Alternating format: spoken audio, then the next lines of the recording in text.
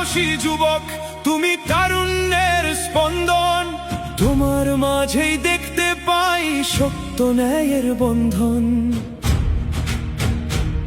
বুকে তোমার নবীর প্রেম, কণ্ঠে সাহসের সুর।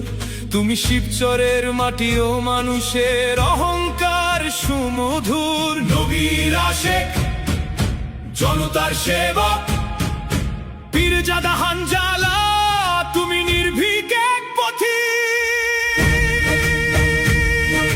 সংসদ ভবনে যখন তোমার বজ্র কণ্ঠ ওঠে, বাতিল আর জালেমের দল ভয়ে শিউরে ওঠে।